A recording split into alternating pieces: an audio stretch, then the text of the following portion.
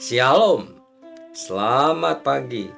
Sate pagi hari ini dengan tema bagi sahabat yang sakit.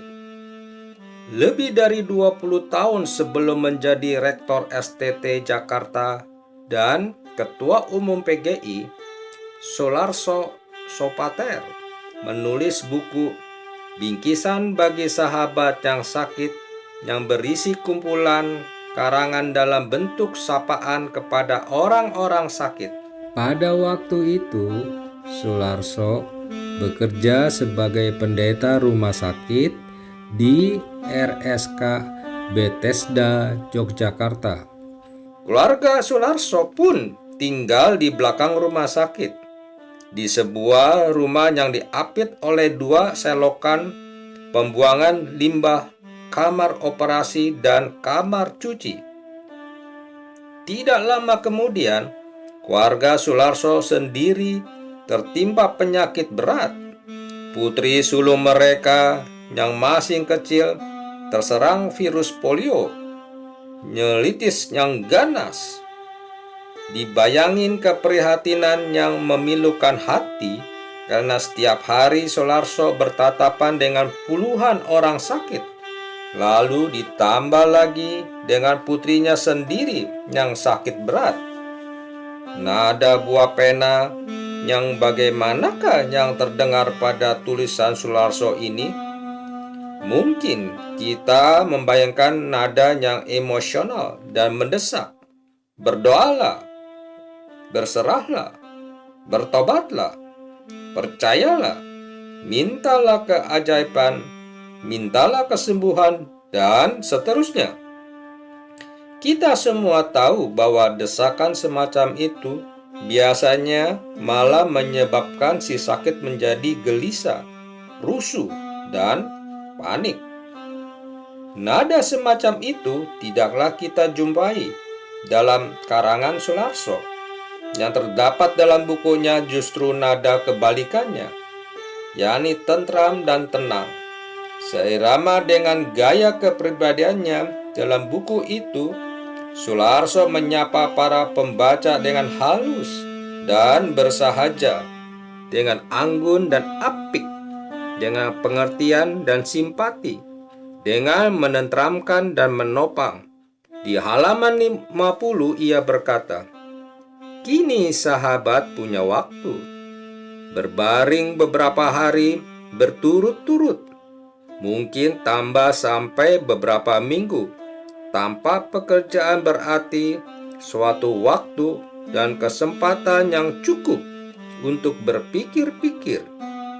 Biasanya dalam saat-saat seperti itu, muncullah kembali semua peristiwa-peristiwa yang pernah terjadi dan menyangkut diri kita, seolah-olah film yang diputarkan kembali.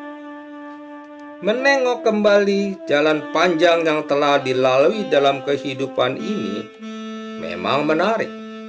Terbayang kembali wajah kampung halaman, tempat kita dulu dibesarkan, lalu wajah ibu, ayah, dan adik kakak kita, pengalaman hari pertama masuk sekolah, kawan-kawan dan guru-guru, masa remaja, dan seterusnya.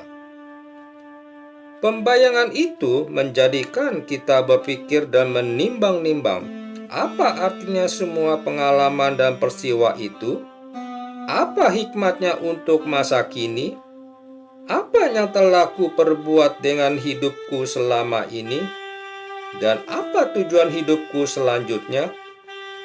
Jadi, pembayangan tentang masa lampau perlu ditempatkan dalam garis yang menuju ke masa depan.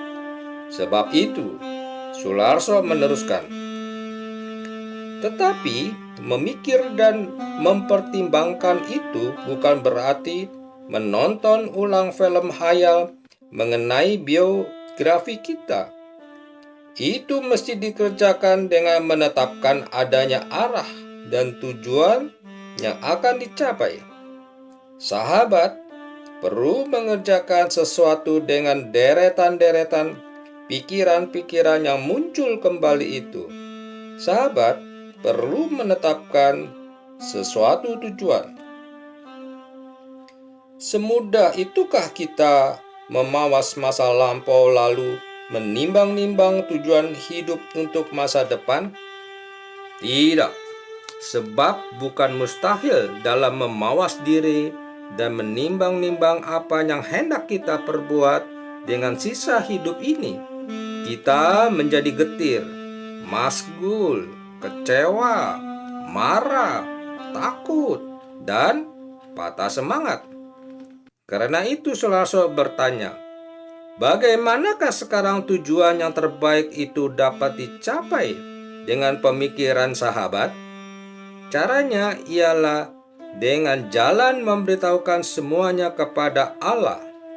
Jikalau pikiran-pikiran datang bertubi-tubi dan memenuhi hati sahabat, semuanya itu hendaknya dicurahkan ke hadirat Tuhan di dalam doa. Lalu Saudara mengutip surat Filipi 4 ayat 6-7. Nyatakanlah dalam segala hal keinginanmu kepada Allah dalam doa dan permohonan dengan ucapan syukur.